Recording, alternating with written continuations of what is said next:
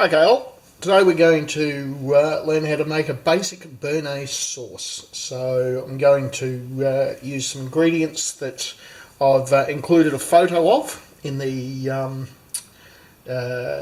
post with the images to give you an idea of some of the basic ingredients that you need. There's nothing too hard with this. The main thing about making Bearnaise sauce is it's all about temperature control. So the first thing we're going to do, got a good sturdy pot here. We're just going to, using the smallest jet we've got and the smallest flame, we're just going to get a little bit of heat into the bottom of that. And in that, we're going to add, so I've got 6 tablespoons of white wine vinegar. So I'll put those in. And we're also going to throw in there some shallots, some tarragon, and some chervil. Now, I only put in about half of the herbs that I chopped up, because you'll put the other half in when we're getting closer to finishing the dish. And the other thing I'll do is a little bit later on, as this starts to reduce down, I'm going to add some cracked pepper. Now, with this, it is a reduction sauce, so what we're doing is we're going to heat it up. We want it to simmer away and reduce down until we've got about sort of a tablespoon of the liquid left. That's when it will be time to turn it off, cool it, and then prepare to add the other ingredients. As you can see, that's simmering away nicely. Just keep an eye on the temperature. We want to reduce it down. There's still too much there, still more than a spoonful, so we want to keep simmering it down, reducing it down, simmer away until we've just got that small amount of liquid left.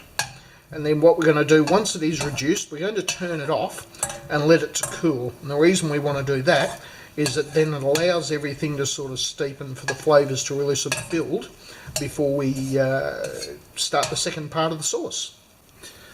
As you can see, that's reduced down nicely, so there's only a little bit of liquid left in the bottom, which is just what you want, about a tablespoonful. So I'm just going to leave that cool, and then we'll move on to the next step.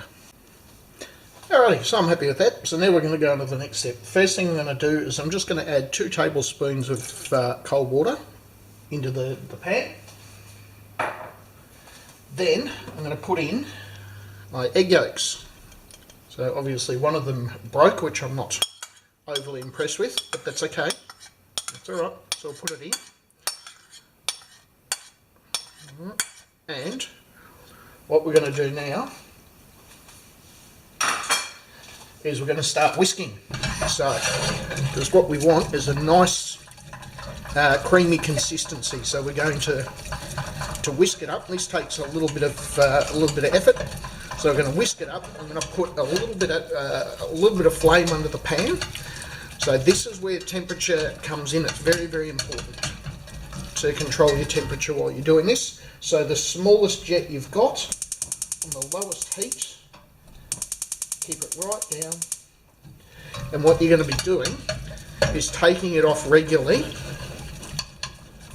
to check your heat so that you're not cooking the egg.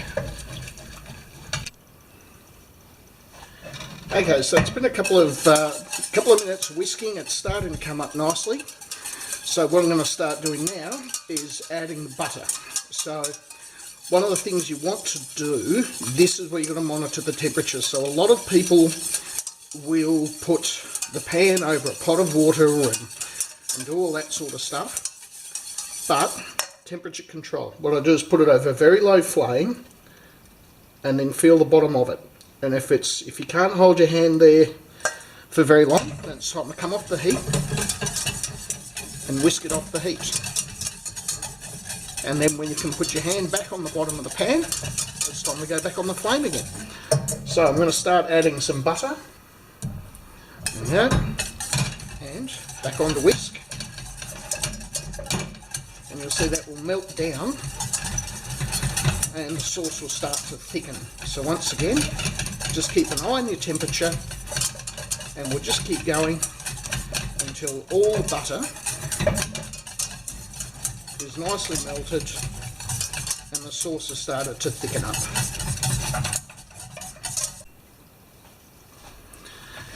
Okay, so as you can see, now I've turned the heat off. As you can see, it's all thickened up nicely. It's I've incorporated all the butter, and it's come out absolutely beautifully. And you'll sort of know when it's right consistency. See when you move the sauce around and you can see the bottom of the pan. If you're stirring the sauce and you can't see the bottom of the pan as you move it, then it's probably not quite ready. So that's pretty much it really. I'm going to add a few more, more of the fresh herbs just to sort of give a little bit more flavour, but I'll tell you, the smell coming out of that is absolutely fantastic.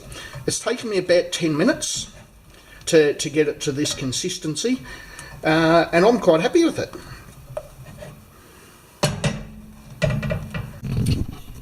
Right, and there you have it, the finished product, nicely plated. So I'm going to do that barbecue steak with some veggies, and that'll go beautifully on top of the steak. Okay guys, see you next time.